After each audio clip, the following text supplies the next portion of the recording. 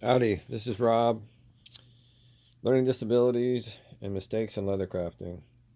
As you can see, I got a few projects going on. These aren't projects anymore, these are ones that have been done.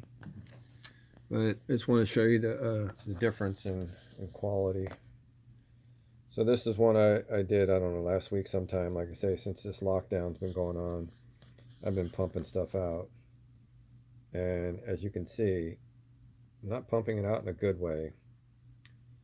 That's one of those cases where I cut the card slots and I thought the inside slot, which was probably a 2 to 3 ounce leather, and the outside was probably a 3 to 4 ounce.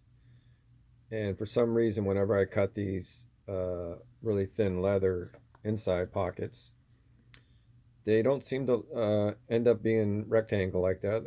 The thicker leather does. So I tried to glue them together, and they didn't match up. So I stuck it together best I could. I can't remember exactly what I did, but as you can see, that's uh that's the result. I didn't cut it properly, so I had to cut it again, and it screwed it up. My decal or my little drawings there, whatever, wasn't in the right space either. I hadn't measured for it. So these emblems that I made, one is just a piece of wire, another one I freehanded. I did this originally on these card slots, and I put this and this too high up on the card slot. So when I went to cut these slots, it was going right through the emblems. So I had to start all over. And again, another mistake. It was a pretty big mistake in my opinion, anyway. So I put it back together, and again, this time my inside pockets didn't line up any better than the first time. So that was one of them that I did that was pretty screwed up. And then I also have another one over here too that nope, that's not it. Where is it? It's oh, okay. There's the other one right there. You can see that I had to bring it together to finish it, and you can see. I think I'm not sure what side. Oh, that side right there. You can see it's too close. That side's too close on the corners, and the slots. That one's not consistent. That one's just terrible. It's probably a good, a couple sixteenths too big, and it's just you can see her at the end right there. You know how you're supposed to cut a little circle right there so the leather doesn't rip? Well, I did it, but it didn't come out very well. That one you could see the circle didn't look very good. The blue stitching on the inside card wallet, I do like that. I figure that was consistent. But what I didn't do was right here, I should have brought this all the way down to the end and then just met this up and put it through the same hole, but I thought it was going to get cute. And I can't remember why I thought that again. Sometimes I don't know why I do what I do. It's pretty mind-boggling and mostly frustrating. So then I had to, like, say, stitch all the way around and meet it back up. And it doesn't look too bad on the inside, but on the outside, to me, that looks really unprofessional. And on this right here, as you can see, there's little holes right there. Again, the outside card, the third piece, or whatever you want to call it, the back of the wallet, I cut that too short, or I can't remember what I did. I think I cut the card slots too big, and I glued it together, and I didn't pay attention that there was an overlap. And I glued it all together, and I was so proud of myself. I was about to pat myself on the back, and then I flipped the wallet over, and I realized that I'd screwed up. And so I had to poke those holes, and you can see the threads from the holes from where I originally stamped it. So I had to cut it. So I just figured I already went this far, I might as well just try to fix it the best I could. And I also tried some some Angeles paint, which I'm kind of liking because, you know, I was watching Parker today. He was talking about he likes it too because you don't have to spend a lot of time burnishing. I like burnishing. I think it looks good when it's done right, and even if it's not done proper, you know, so great. But it's a lot of work. And this edge paint, um, obviously I didn't do a very good job with it. You can see it's kind of streaky. I think I had red originally, and then I tried to cover it with a purple or something. So this wallet is basically, you know, plus I got some of the purple paint on the back of the wallet. Wasn't paying attention. So that's the bad thing about edge painting or even edge dyeing is if you don't do it properly, you'll get it on the, like right there, you'll get it on the side. And that can, to me, that can ruin the whole piece because it just doesn't look good. So anyway, this is the one I did, and I think I had done this one, you know, a couple days before. And then this one I did a couple days ago, and I'd venture to say that's the best wallet I've ever done.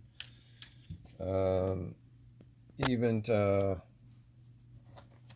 with some wallets that I've really liked, like this is my wallet I've been using for, I don't know, 3 or 4 years now. And this, I really like this one a lot. It came out really good, but it's a little heavier leather, and it I like the stamping. I like the way it's patining. This is, I guess, this one is probably my favorite. It came out pretty good. The stitching was really consistent.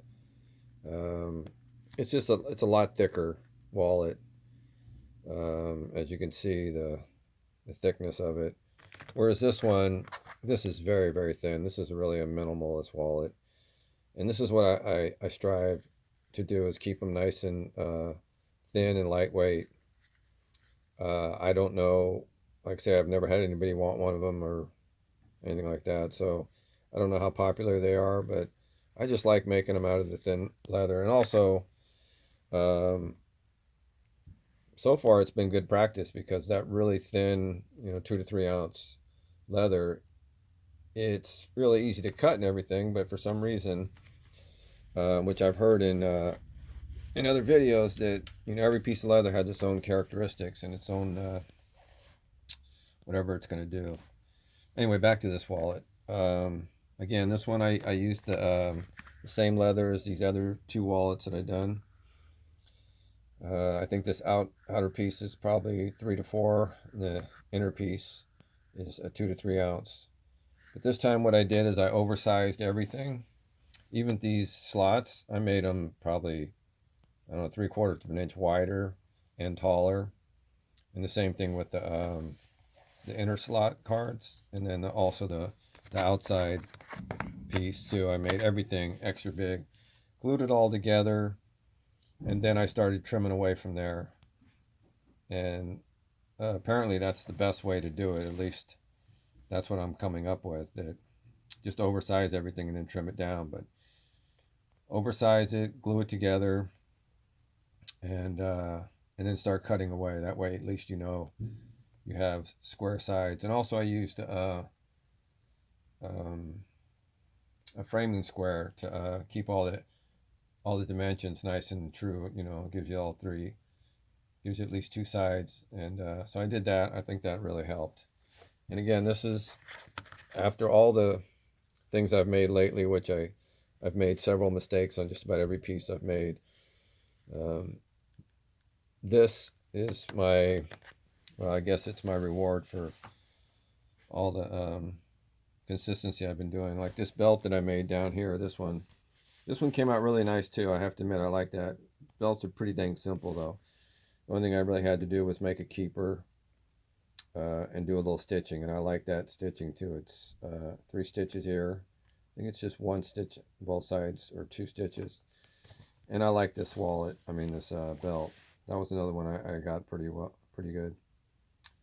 But I have several wallets here that I can't say the same. This one, I think I've made this since the lockdown, and it's decent, but you can see the slots. That one right there is inconsistent. It's kind of large at one end, small at the other. That slot it looks better, I think, but again, the wallet's not consistent. And I used the red dye. I did it originally just to like edge coat it, but I ended up just bringing it all the way down to the stitching, which I find that was it's probably the easiest way to do it. That way you don't have to worry about it.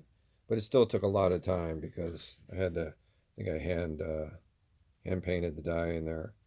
And I kind of like the way this back one looks. This one looks pretty decent. Um, but again, it's all in the detail, you know. And I watch, you know, all these makers on YouTube and Instagram, and I see the stuff that they turn out, and it's leagues above anything that I've made. This one wallet right here would probably be pretty close to most of these quality makers. This is all hand stitched. I don't have any machines. I have a blow dryer and what else do I got? I use a drill for burnishing, but I don't have a sewing machine. I don't have any skiving machines. Um, I'm learning how to do video. That's another thing I have to learn. Well, I should say I want to learn. And I'm kind of learning how to do a little video editing, at least with the YouTube editor. It's very limited. Basically, you can just take away, from what I understand. You can't really splice or anything. I'm not ready to do any splicing at this point. Um, but I have put some tags in my YouTube channel and a few little things like that, a little thumbnail or no, the watermark, that's what it's called. Um, but you know, my goal is to keep plugging away. And this belt right here is my newest belt that I'm putting together. And like I say, I just finished doing this keeper, and I like my little splatter technique. So now I have to put in the keeper, and like I say, I like the Chicago screws. I think it's easy way to put it together. It looks better than just having the one rivet right there in the middle, and then having another one at the other end. I don't like it. I just don't think it looks good. Just my opinion. And then put the keeper in, and then sew it up just like this one. I like the sewing it up like that. I think it looks better than the rivets. But I do like these Chicago screws. I think they look good. But I don't like rivets like one here and one there, which I've seen. It's a quick way to do it.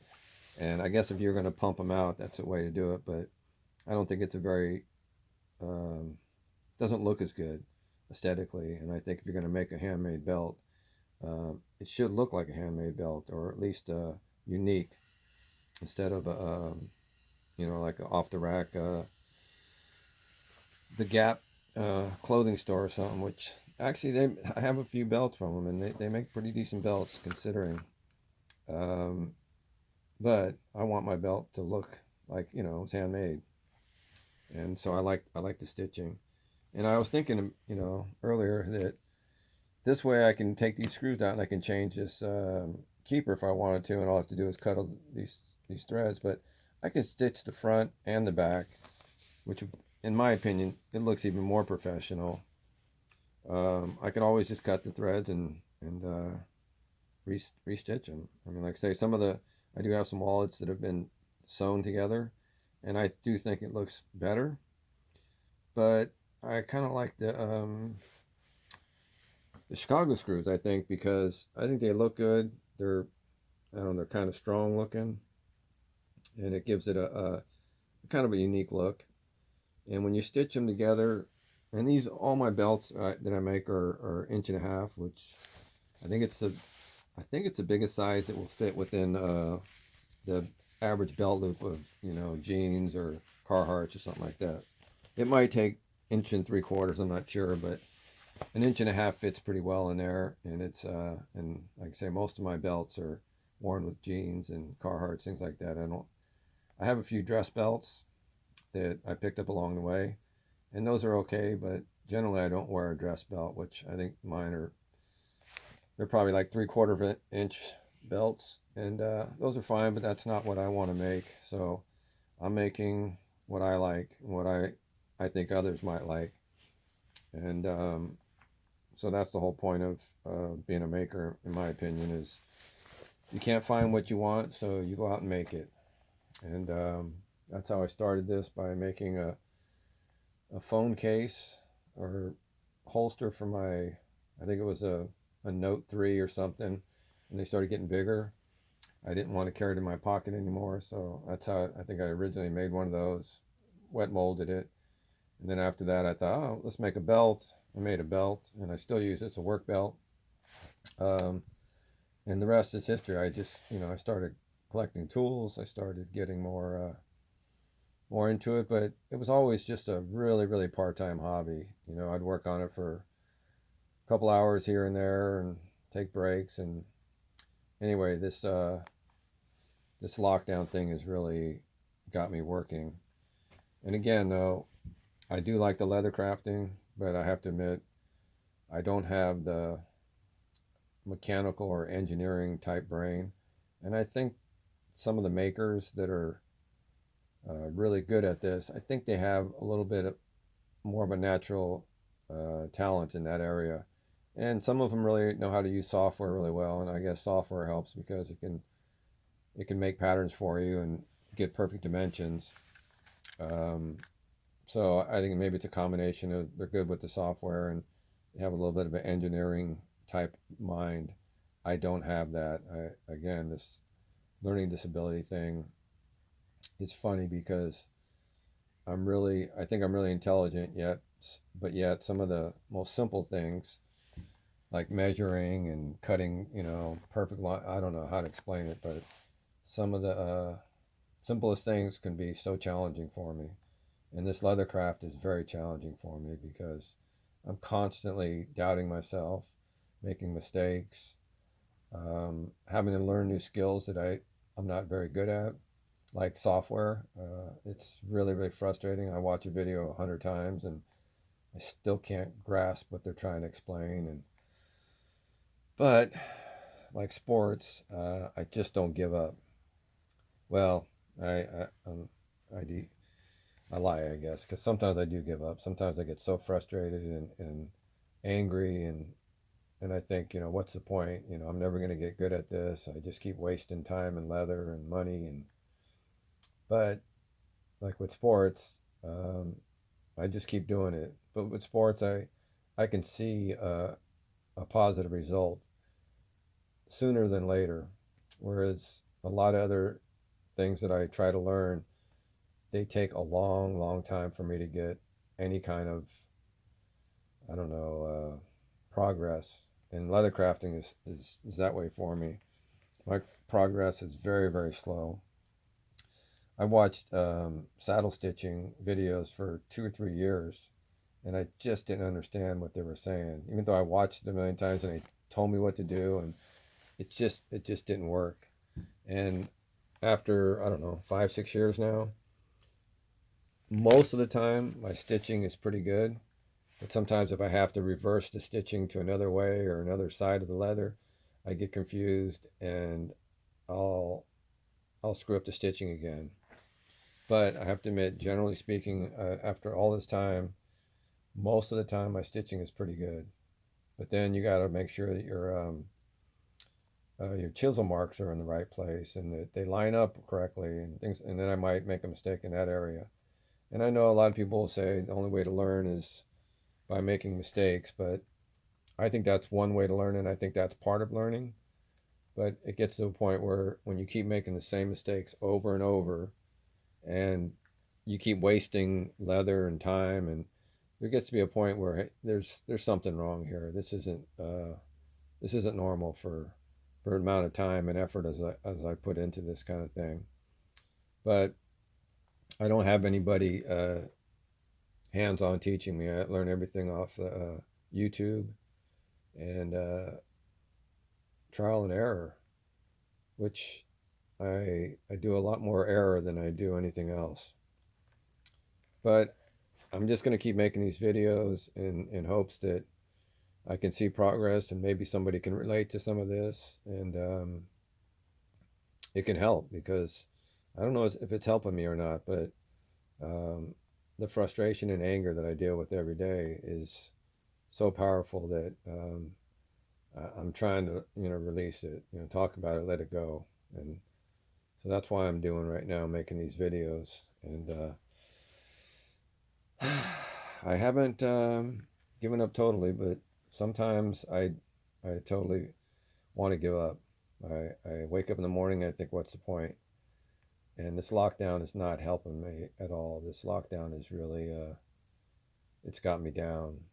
I'm trying to take a walk on the beach every morning just for some exercise, trying to stay busy, but it's still pretty scary. And like I say, I've had so many failures in my life that now I feel like the world's starting to fail. So, but for some reason, I don't know what's in me that keeps me getting up in the morning and putting one foot in front of the next, but that's what I'm doing. And so, with that being said, Rob out.